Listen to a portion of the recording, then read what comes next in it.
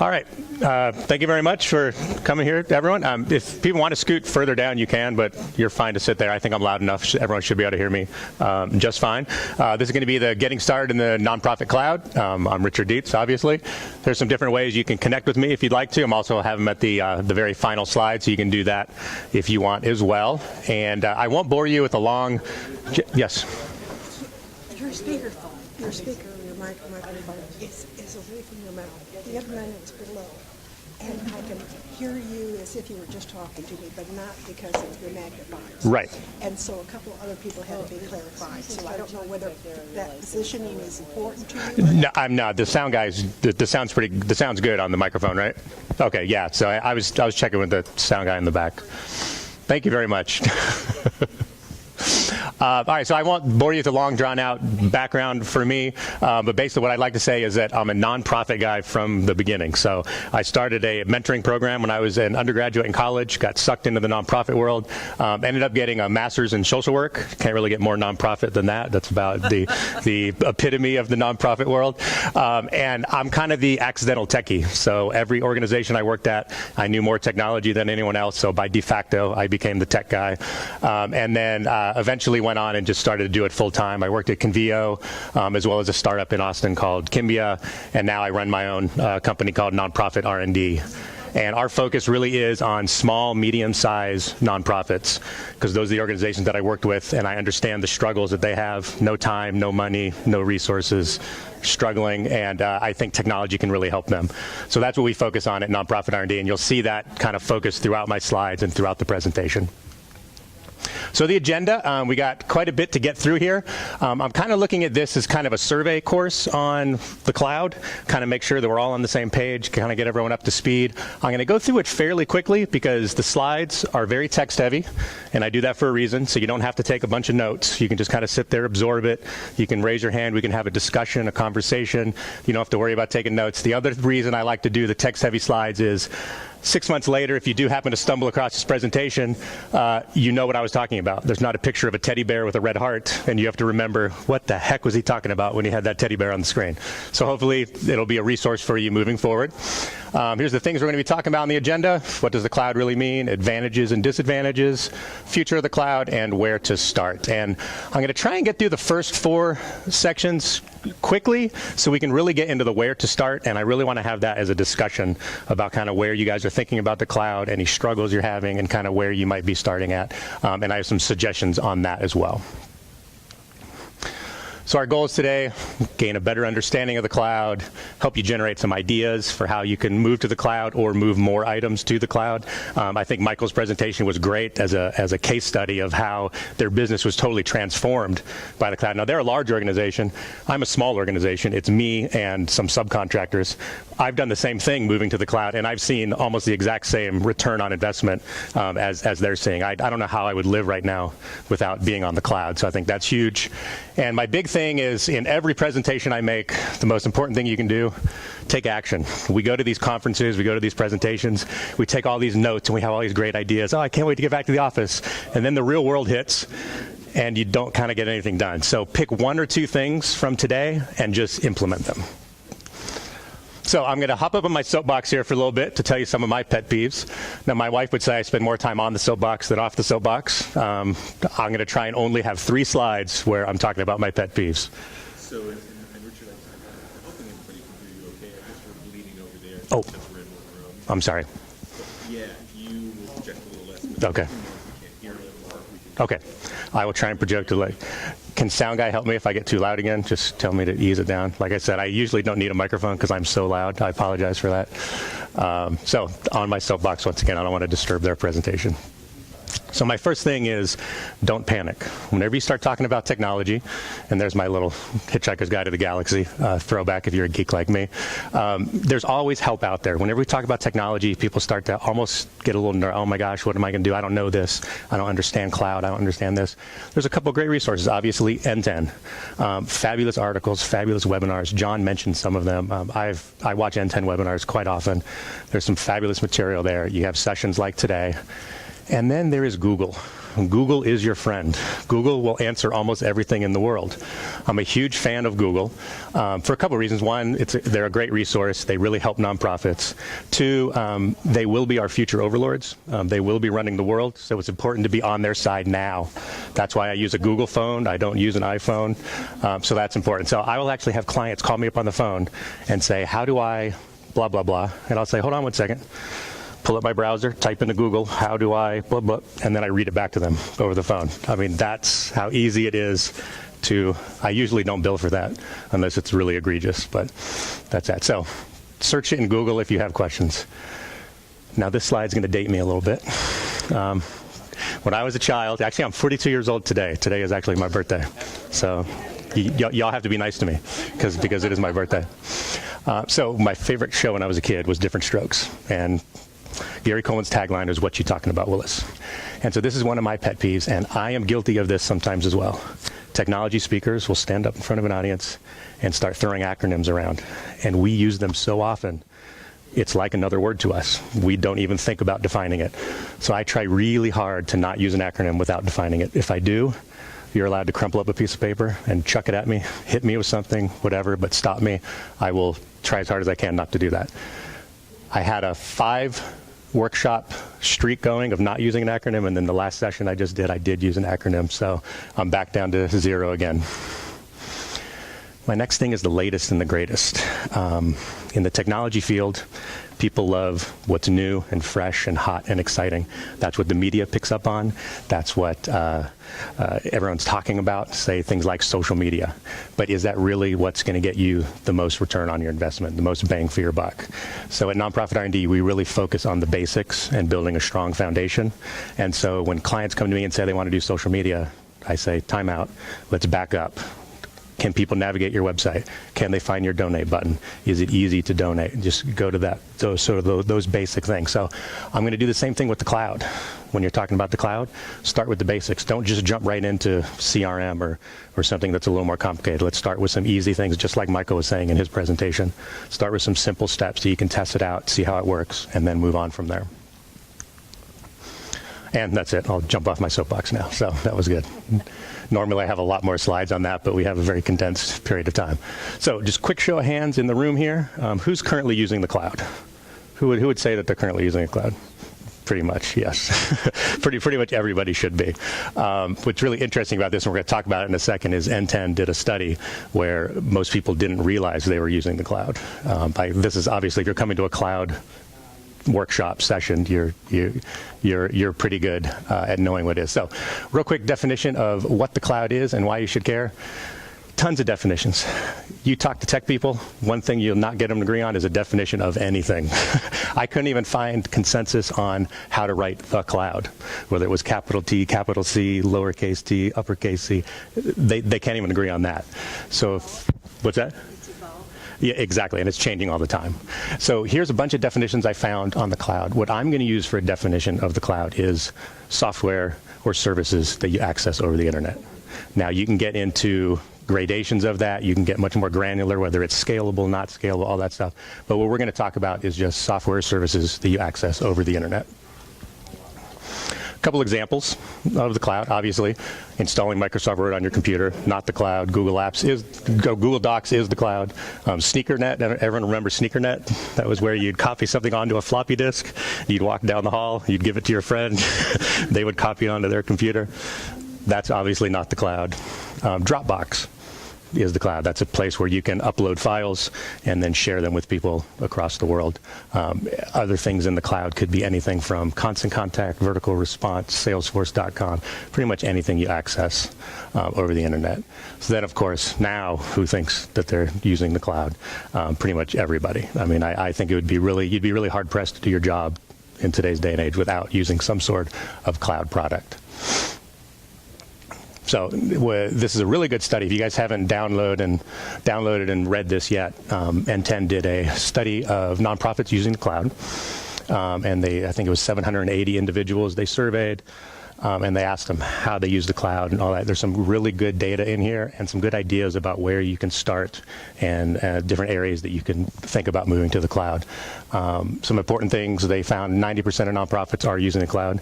I think that actually could be higher. I was actually surprised that it wasn't higher than that. However, many didn't realize it.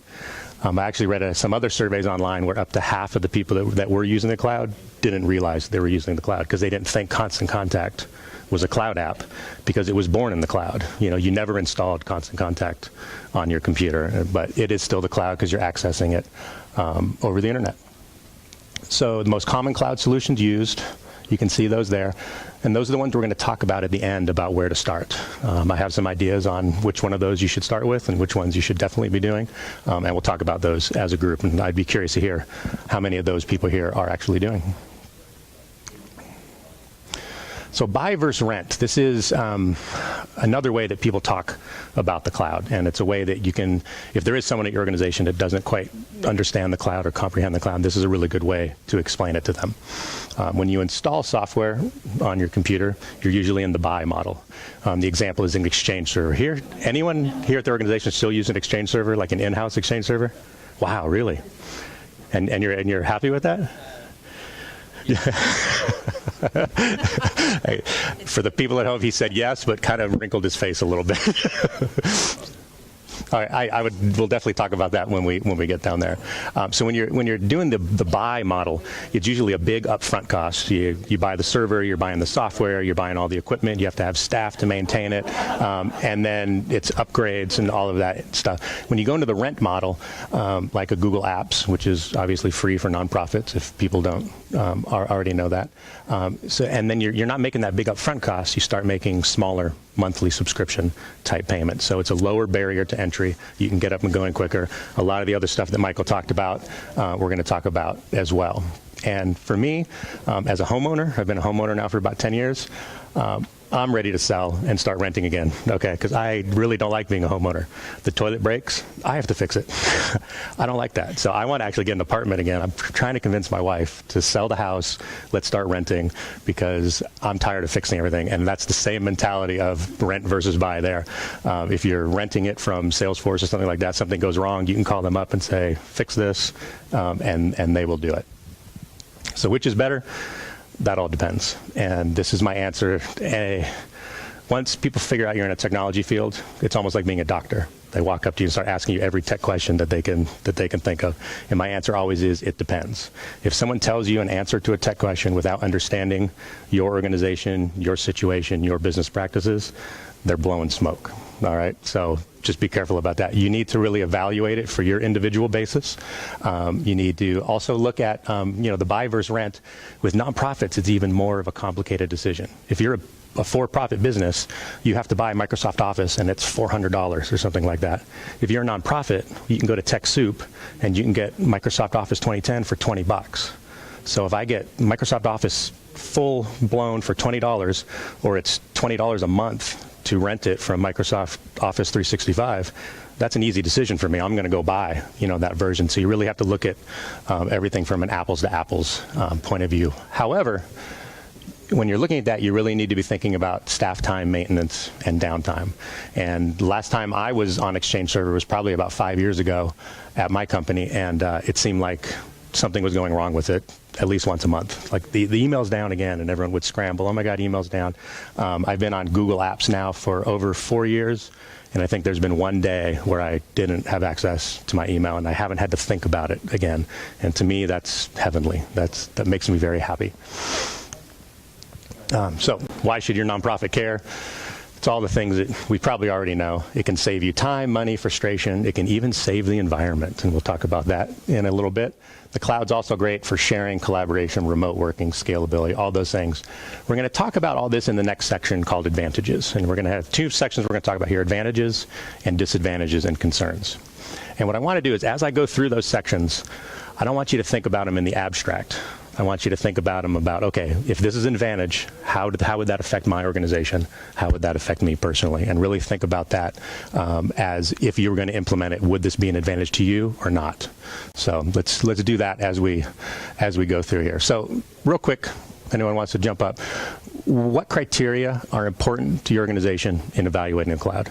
So anyone that's thought about going to the cloud or has gone to the cloud, what are the criteria that were your top concerns?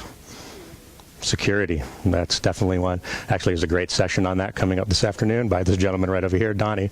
He's going to be talking all about security and risk. Response time. That's as you're talking about the quality, the connection, the internet connection, and how quickly you can access stuff. That's definitely one. Implementation. Yes. Am I assuming you've done a Salesforce implementation? Put in the middle of that. Yeah. Implementation is usually code word for I hate Salesforce. Yeah. Yes. That's a very good one. Any others?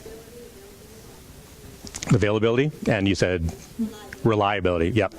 Okay. All right. Excellent. I think we're going to cover a lot of those in the next section, so that's good. I guessed correctly. And the other thing I'll say about the advantages, disadvantages, concerns is a lot of times it's two sides of the same coin. So security can be a concern, but as Michael mentioned as well, security in the cloud with a reputable vendor can a lot of times be way better than any security that you could have in-house. So kind of two sides of that same coin. Let me just take a drink of water here, see how we're doing on time. Excellent. I also didn't warn you that I tend to talk very fast. That's why my mouth gets dry. I think there's so much wind blowing out of my mouth that it makes it very difficult to keep it wet there. So one of the big advantages most people talk about, cost. There's a ton of things to look at around cost. We're not going to go over all of these. You'll have them in your notes. You'll be able to download these. It could save money on time and equipment, less need for infrastructure. So Exchange server and the staff and all that needed to hold that up. Some ones that people don't think about is you can use less powerful and lower cost clients. And what I mean by that is instead of retiring those computers that won't accept Office 2010, you can use those computers still to access cloud-based services, because all you really need is a good connection to the internet. So everything becomes, how can I connect to the internet? And that could be a tablet, that could be a low-end PC, heck, it can be your smartphone. I know Salesforce has a smartphone option. A lot of the other cloud-based providers are doing that. So you don't have to retire all those computers as quickly. This bullet here, I will say I am not an accountant, and I don't play one on television, so I can't really speak to what the true advantages are here, but I have heard from accounting people that the cloud allows you to transfer capital expenses to operating expenses. So what that means is that big upfront cost, you don't have to worry about that. You can break that cost out over time. A lot of, your accounting department might like that. That's something you're going to want to talk to them about. Yep. That's actually kind of a double-edged sword in the nonprofit world, being a CPA. Yep. Because if you're transferring those operating expenses, a lot of times my grant will fund it. That is an excellent point, and that's why you need to talk to your accounting department. And so the question for the people at home, the question was that the capital expenses versus operating expenses can sometimes be a double-edged sword, especially when it comes to grant funding, where, in the for-profit. Yep. Yeah, I have an example of that where it actually did help a client I was working with in that their previous executive director had gone way over budget on technology the year before, ended up leaving the organization, and they had no technology budget for coming into the new year. And the board said, basically, you have almost nothing. You got a couple $1,000s. That's all you can spend. And they needed to make some upgrades. So they weren't able to do capital expenses, but they were able to get some of what they needed using the cloud and using because it was a much smaller monthly fee. So in a situation like that, it really helped them. But I know what you're saying about the grant funding. I mean, the funders want to grant a big project and then see that be successful over 5 years. They don't want to be on the hook for a $50 payment every month for the rest of their lives. So definitely something to keep account of. The next thing, availability. The cloud stuff, it's always on, as long as you have a connection to the internet.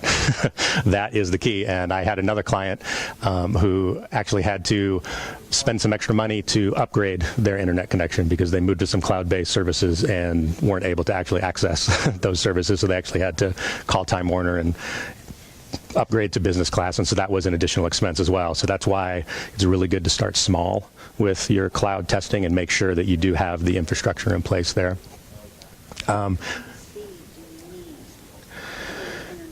You really need broadband. So, I mean, I would say it depends what you're trying to do.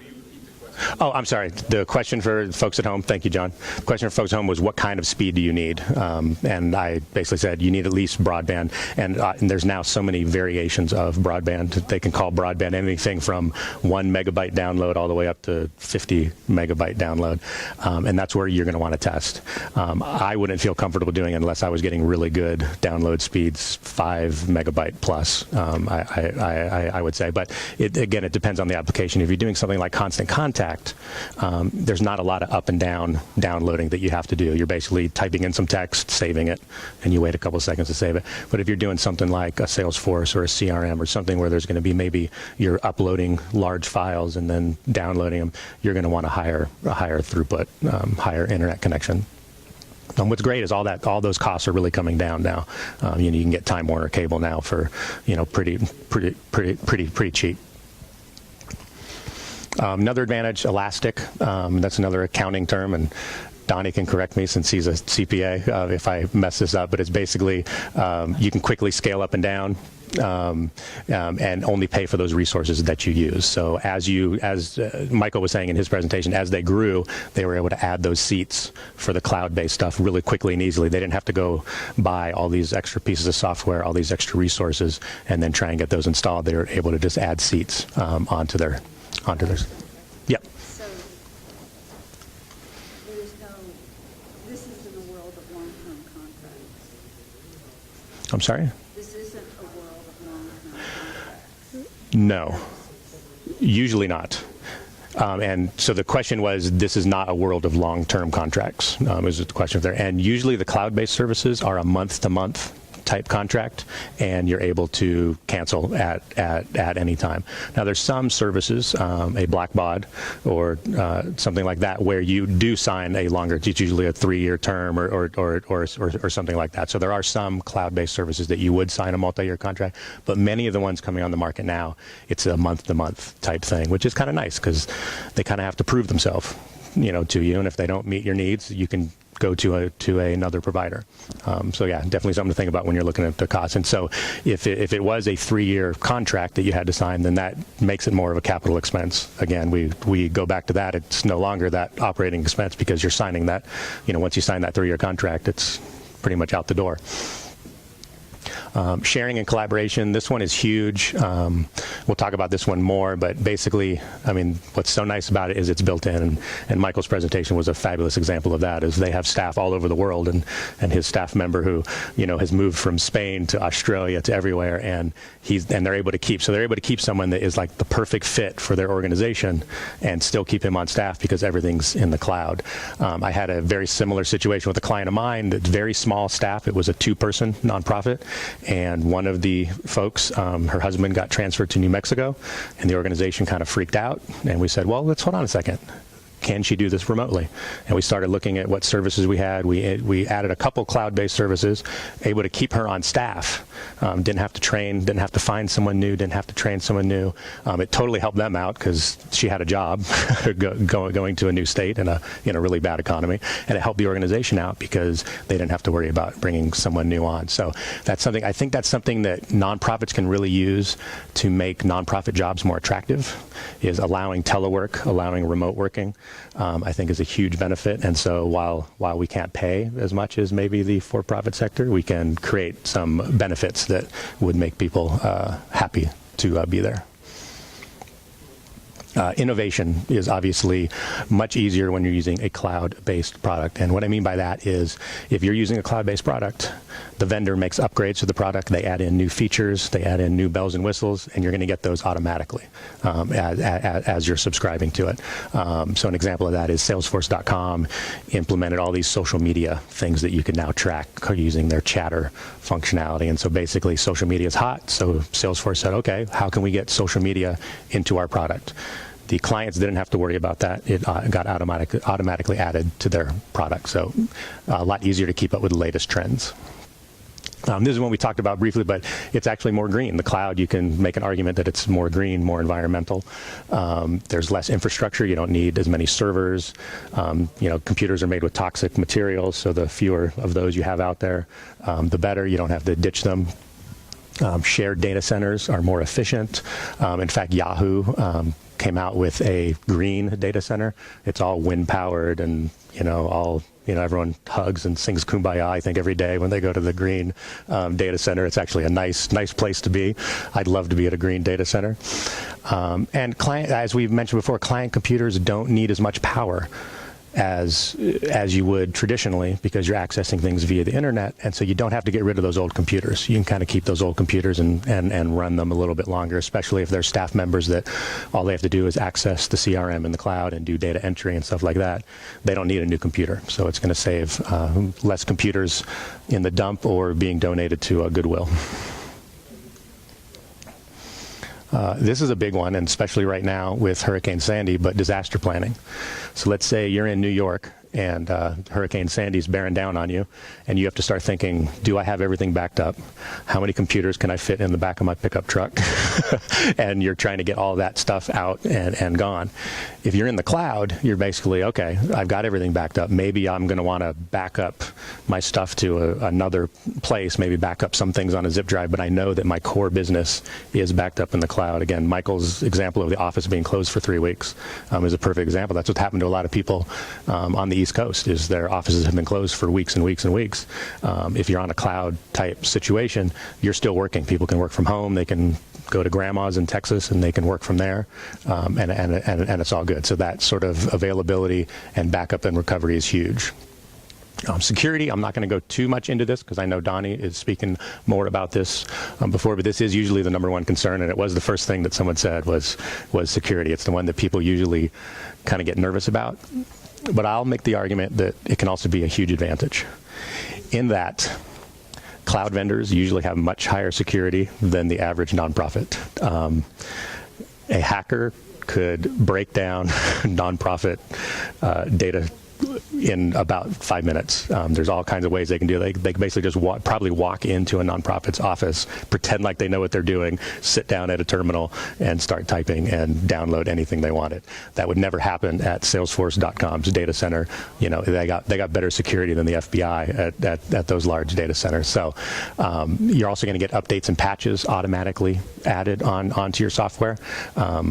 Most people are notoriously bad about updates and patches. Nonprofits I have found are particularly egregious about this. So they'll have an Exchange server, and it'll be so out of date that it's like basically you have a billboard on the front of your website saying, "Please come hack us." So it's also better at encryption, and they can also do multi-site backups and file sharing. So if you're with Salesforce.com, they don't just have one data center. So if they say their data center was in New York and it got hit, they have multiple data centers throughout the country, and they can move things around there. So you can actually get much better security by moving to the cloud. So disadvantages and concerns. A lot of these are going to be, any questions on the advantages so far? No? Okay, excellent. Cost. We talked about this a little bit, and Donnie mentioned some of them as well. Cost can actually be a disadvantage in that you start looking at the per user costs. And the example I gave earlier, I think, is the great example of, it's for nonprofits, it's cheaper to install Microsoft Office than it is to go with Office 365, just because you can get it for so cheap from something like a TechSoup. So you might end up paying more by going to the cloud. You really need to evaluate that on an individual basis. And the big one is training, and I'm going to talk about training more in a second, but this is something that most organizations don't do a good job of. I think especially nonprofits, because nonprofits are so cost conscious that they think, oh, we don't need the training, we'll just figure it out. And really, that's one of the biggest mistakes you can make. So if you're going to move to a new system like something in the cloud, spend the time on the training. I had a client that I went in to start working with and found out they had Salesforce. And I was like, okay, they got Salesforce, so I can get in there and see what they're doing, all that stuff. They had never trained anyone on the system. They got their Salesforce grant. They installed it. They got it got their Salesforce grant, and for the last 8 months, it was basically a glorified phone book. It had people's names, phone numbers, and addresses, and that was pretty much all that they were using it for, because no one knew how to do anything else. They could just look up someone's name, and that was it. So really think about that training, and that is a cost of moving to the cloud. Availability, you have to have that good internet connection. We spoke about that. Kay asked that question about how much internet power do you need, or how much bandwidth, and you really need that broadband connection. It has to be a good one, and so start with kind of a smaller project. Yep.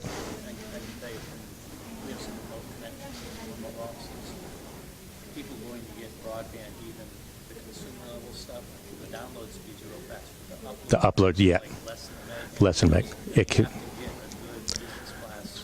So you can get that. So you can get that upload. Yeah, I know Time Warner allows you, even on the consumer level, you can choose 3 different packages now. So they have like the starter package in the middle, and then there's super boost speed. And so yeah, if you're doing anything that involves uploading, then yeah, you have to look at that upload speed. And you're right, that's something that a lot of people don't think about. But that's, yeah, one meg up is not gonna cover it for your big data stuff. Other thing on availability that can be a disadvantage is you're relying on the provider's data centers. So if you're going with a reputable provider, Microsoft, Salesforce, they're going to have multiple data centers all over. But if you're signing up for a program from Joe's Attic Apps or something like that, he might be running it out of his garage in Brooklyn, and when that thing goes down, it's pretty much toast. So you really want to think about where their data centers are. I actually had a couple clients that were hit because of the Sandy thing. A section of the internet backbone in New York actually went down, and it affected credit card processing for some of my clients. And so they were trying to get donations to help people in Sandy, and there really wasn't anything that they could do about it, but they were offline for about 8 hours because of that internet backbone going down. Now, I think that company, I won't name them, but I think that company is going to look at better redundancies and backups in the future. Another disadvantage, security. Obviously, you can download Donnie's presentation later, or you can go watch it, so we won't go too much into that. He's going to know a lot more about it than I do. But usually what people are concerned about is control of data. They're taking this data that is their client information, and they're uploading it into the cloud, this nebulous thing, and it kind of makes them a little nervous. And it should make you a little nervous. And so you should investigate the vendors, investigate the providers, ask them what their security is. If you are involved in HIPAA stuff, Health Insurance Portability and Accountability Act, you're going to want to make sure that they're HIPAA compliant, all of that. PCI compliant is for the credit card industry. So if you have those regulations that you need to be following, you need to make sure that you get signed documentation from those vendors that they're able to handle. What's that? FERPA? Okay. But like I said earlier, the weak link is a lot of times the security practices at the organization. And another classic example of this is in smaller nonprofits that I work in, they'll have one password for basically every single thing that they own. So if someone gets a hold of that one password, I pretty much have the keys to the castle. I mean, I can pretty much, and it's usually some of the passwords is like name of the organization 1, and you're just like, so that's something you really need to think about, is if you're really concerned about security, you probably want to start in-house and make sure that you're following security best practices. And NTEN does have some good information on that on their website. Okay, really quickly, future of the cloud. This is what's great about doing this presentation, is there's so many other great presentations here that I don't have to talk about a lot of this. So Keith, later today, the last session I think today, is going to be talking about the future of the cloud. So I won't go too detailed. There's only 2 things that I wanted to point out, and that I think is going to really affect the smaller, kind of medium-sized nonprofits. One is that more and more things are going to move to the cloud, as they are. Any new tech startup that starts now is almost always starting in the cloud. They're not looking at installed software anymore. It's all really cloud-based. So as more and more things move to that, prices should be coming down. As you expect, there's more competition. And so I think that's something that we're going to see is helping small, medium-sized nonprofits. The flip side of that is, with this many providers out there, it becomes almost impossible to figure out who's the right one to choose. And that's where you really have to, if someone tells you you should choose X over Y, they should know a lot about your organization, about why X or Y would be better. What I usually suggest is try X. So install X or not install it, but start using it. Most of the cloud solutions now will have either a free version for nonprofits, or they'll at least have a free 30-day trial or something like that. So you can actually use it and figure out if it's going to meet your practices. I'm a huge cloud app person, and I'll try new stuff all the time. So I'll see a new beta of something come out, and I'll download it and try it, and I'll go, yeah, that's not going to work for me, and I'll ditch it and then try something else until I find the one that actually works for me. This is the other one that we talked about a little bit. I think this one can be huge for the nonprofit space, and that is allowing remote and telework options. It's becoming less and less of an issue. It used to be people were so afraid of letting people work at home. They're like, oh my gosh, they're going to be in their underwear watching Oprah, and they're not going to really get any work done. You know what I mean? That's actually not the case. If you test people working at home, they're so afraid that you're going to take that away from them that they actually get more work done than the people in the office. And the next time you think that your telework people might be lounging about, walk around your office and see how many people are hanging out in the break room, hanging out in Joe's office and chatting, hanging out in the parking lot, you know what I mean? So try and compare those apples to apples. But I think it would be a great benefit to get people to work at your organization. So where to start? We're getting into the good stuff here. What time do I have till? What's the 45? Excellent. Okay, so where to start? So now we've talked about the advantages and disadvantages. You've thought about which ones are important to you, and now you're like, okay, we want to start moving more stuff to the cloud. So the first thing, the cloud is not a panacea. It's not going to be your end-all, be-all. I'm sure you guys thought Salesforce at first was going to be the solution to all your problems, like light would come down from the heavens and everything would be great. And you found out, well, no, that didn't really work for us. And so you really need to make sure it fits the needs of your organization, obviously. So what I always say is start where you are. The cloud is not an all or nothing type proposition. You can test out photo sharing and see how that works. Then you can move up to bigger ones like email or data backup or something like that. But just test an area, see how it works for you, move on to another, and as you get more comfortable with it, you can try more and more. Talk to your accounting department. As Donnie was mentioning, there's different trade-offs between moving to the cloud, the operating versus capital expenses, all that stuff. So sit down with your accounting department and say, what would this mean to us? What would this mean to our grantors? What would this mean to our funders? And really think about what that is. And then start budgeting for the cloud. If you do move more and more to the cloud, you're going to have to change how you budget and how you pay for things. And so really start those conversations earlier than when you're going to need them. So think total cost of ownership. This is one of the ones that drives me crazy sometimes when I start working with a new client, is a lot of nonprofits really focus on something being free, like, oh, well, for my online donations, I'm going to use PayPal because PayPal is free. I only pay 2.9%. I don't have to pay any monthly fee and all that stuff. And what I say to them is, well, yeah, technically it's free, but you're thinking of the total cost of ownership. And, it's free to ride your bike to work, but how many people here ride their bike to work? Anyone? No, it's more efficient, it's quicker, someone in the back does. But most of us don't ride our bike to work because the car just meets our needs better. And so don't be stuck up on free or what's cheaper. You need to think about the total cost of that. And so what I mean by the total cost is make sure you're accounting for staff time, maintenance, and downtime. So when you're looking at an installed version versus a cloud-based version, what are all the costs that it's going to take for us to do that? And of course, training is going to be one of those big things there. And I do think training is the key.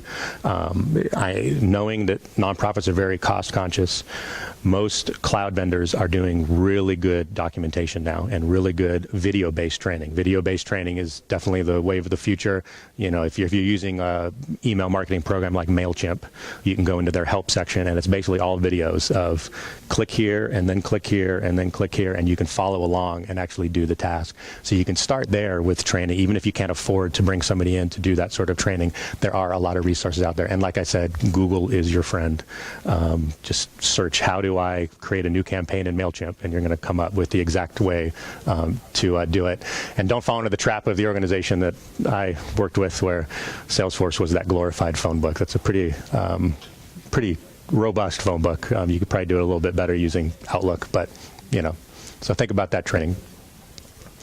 So some of the services that I think you can get a lot of bang for the buck on is, as Michael said earlier, I believe, is jumping into email might be kind of a scary one, but I think email can give you such a huge impact on your organization. I've moved a couple organizations onto Google Apps. Prior to that, they were using just POP3 mail, where they got free email from their web host, and they were installing that into Outlook, and it seemed like it would go down because they'd change their password or their web host, and they would have all these problems. I moved them over to Google Apps. It's a little bit of a transition. You need to back up all your email and upload it to Google Apps, but once you get it up and running, it is near flawless. I've had almost no issues with my email in over 4 years, and it can really give you that big win. There's some other options out there for web-hosted email, but Google Apps is free for nonprofits up to 3,000 users, I believe, which hopefully that covers most people.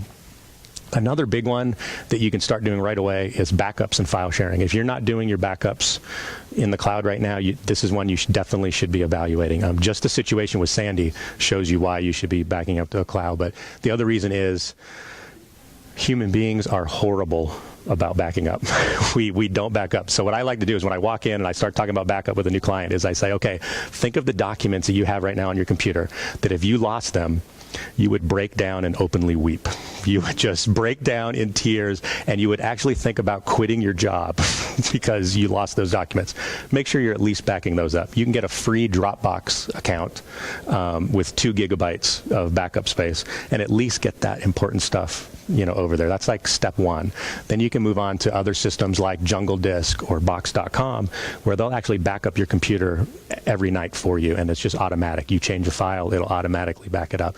And I can tell you, having it happen to me and losing a laptop that I dropped because my dog tripped me, and the hard drive actually the head of the hard drive scratched the surface. I couldn't get everything off there, but I had it backed up to the cloud.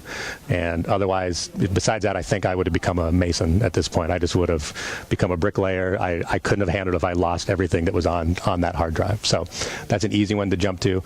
Then the next one, this one is not easy, but this one can be huge for your business based on how you do business, and that's moving to a constituent relationship database that is in the cloud.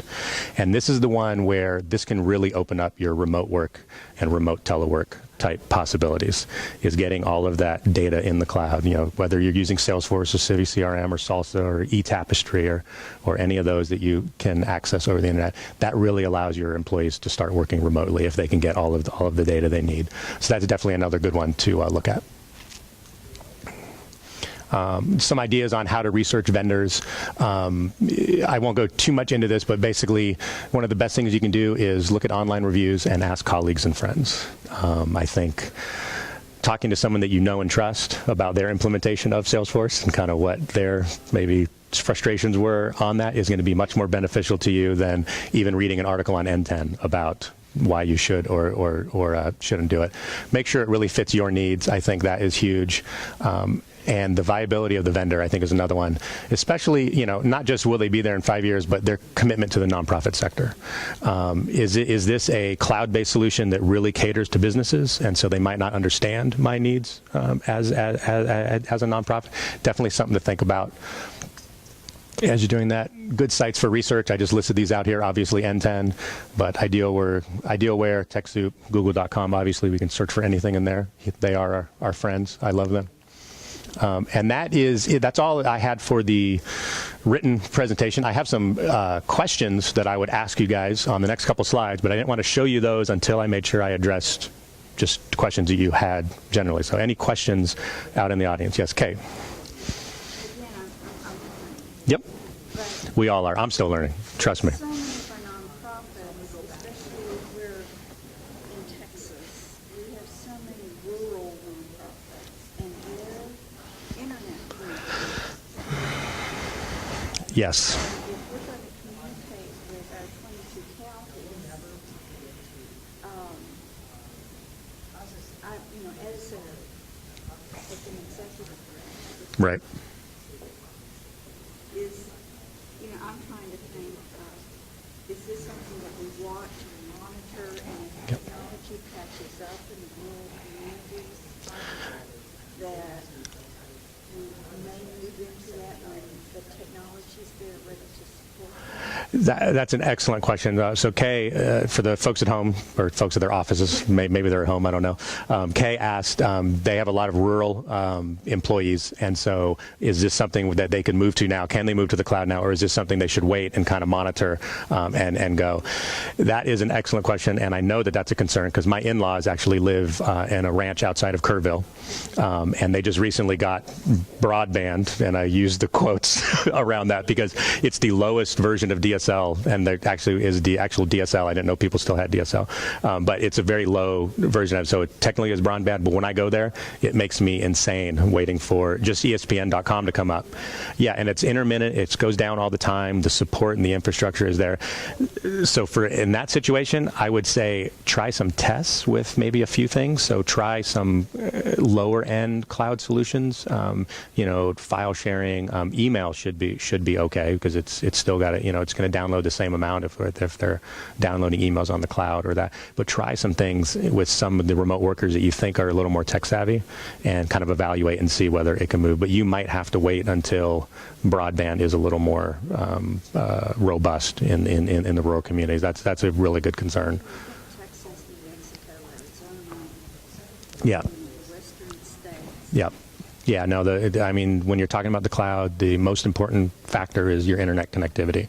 And so if they really don't have that, then that's going to be difficult to move, definitely. So you got a little time. You can take your time. Donnie? I probably use, we have the same problem with white in remote areas.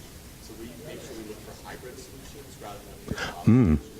So rather than Google Apps. Yep. Because that's totally cloud in a sense. We'll use Word with Dropbox, which I think with Dropbox is kind of hybrid. It's closer to the cloud, but it replicates it locally. So then when I have a connection and file move, when I know it can still work locally and save my stuff. That's one thing to do that. That's an excellent idea. So I don't know if people at home could hear, but Donnie was saying that you work in Hawaii, was it?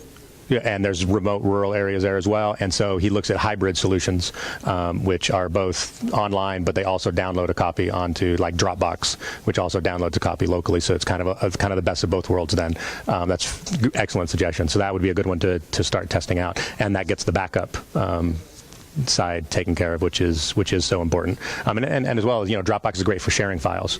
So, when you have that 25 meg PowerPoint presentation that you can't email, you can put it on Dropbox and then allow your employees to download that. Excellent. Any other questions? No? All right. Then you're going to be forced to look at my questions that I came up for you guys. And that was, what are the first couple of steps that you plan to take? So remember, I said in the beginning, your goal is to take one or two things that you learned today and take action. So who here wants to it's recorded on camera, mind you, raise their hand and say what actions they're going to take when they get back to the office this week. I'm trying to do a robust, what is my cost? Excellent.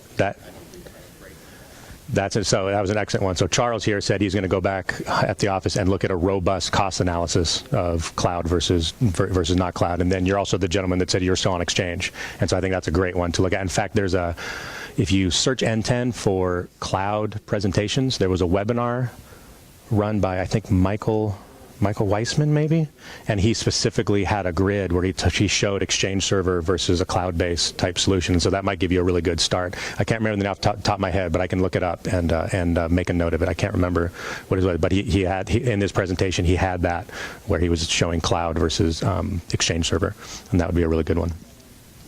Anyone else? How are we on time? Oh, we're really good on time. Anyone else? No one else is going to take any actions? No? Going to try and telework a little bit more, maybe? Work in our pajamas? Okay.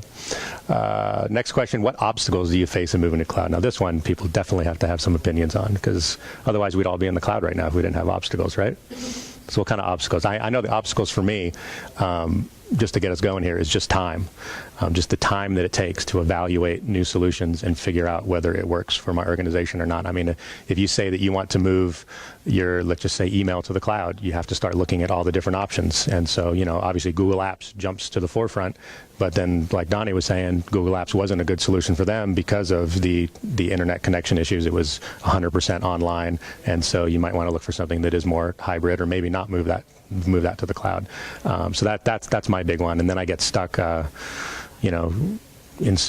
testing like 5 different cloud solutions for my backup, and next thing I know, it's 6 months later, and I still haven't picked a backup provider. So that's the big one for me, is how to evaluate all these things, and that's where I try to rely on organizations like NTEN or Idealware to kind of do some of the initial evaluation for me and tell me the pros and cons. So definitely check those organizations for kind of what they recommend, and then that kind of narrows your list down a little bit there. Any other obstacles? Not an obstacle, but you're bored. You're bored. You're bored understanding and us as staff being able to summarize in concise ways the ethical issues they need to consider. Okay. Of moving into the cloud to overcome objections. Yep. Yep. Or to build the right kind of compromise solution. Yep. So Kay was saying an obstacle, not really an obstacle, but maybe a challenge, is getting the board on board, so to speak. And I think a lot of that comes down to education. I mean, if we're all in the tech field, and it's kind of hard for us to wrap our heads around all the options and all the things out there. Imagine a board member who this is not what they do on a regular basis. They're definitely the don't panic slide. They're definitely in the panic zone once you start talking about technology. Yep. Yep. Some board members more than others want to do their due diligence. Yes. Yes. I've had some board members that actually would take their due diligence like a master's thesis and come back to you with a very researched, well thought out plan. So yeah, getting the board on board, I think a lot of that comes down to the training. And I think you're going to have to do some presentations to the board and explaining them. And then like Charles is going to go back and do that real cost benefit analysis, that real sort of accounting look at whether this is a good decision, and then present that to the board, I think would be a much better thing than just this kind of nebulous concept of the cloud. Definitely. Anyone else? Concerns? No? The big world of nonprofits is donor receptivity. I'm sorry? Donor receptivity. What do you mean? The donor's perception of their data being in the cloud. Yes. And they're deciding to give to you or to give to someone else. Yeah. That's so. The comment here was how'd you say it? Donor receptivity, where the donor's thinking, okay, I'm donating to you, and my information now is going to go into the cloud, and that makes people a little bit nervous. I mean, there's still people that are afraid to use their credit card online, and so just thinking of their data being out there and nebulous. And I think a lot of that is going to come around over time. The using the credit card online, I think, has become way less of an issue than it was just even 5 years ago. And I think the data being in the cloud, really, I mean, if anyone thinks they still have privacy in today's day and age, they're really fooling themselves, because there is no privacy. I used to work at the municipal court here in Austin, and one thing they would do to find people that hadn't paid their tickets is there was an online service where they would pay 50 cents per search, and they could pull up so much information on a single individual. I mean, all of their employers, previous addresses, family members' addresses, and all that was available for 50 cents so that they could track down people that hadn't paid their parking tickets. And there was no way to opt out of that database. And so, I mean, that stuff's really scary. So once you see that, you realize there is no privacy, but it's educating people that there is none. And the other thing is the security side is their data might be more secure in the cloud than it is on a computer at your office. So. I just wondered, maybe John knows, is there an NTEN page? There's so many helpful reports on there, but like arguments for cloud, arguments for donors, because I'll tell you what, I blog, and I do that for mobile. And I said, if you need it for grant proposal plotter, take it away. I mean, I just pull from any source I find, from Forbes to PC World.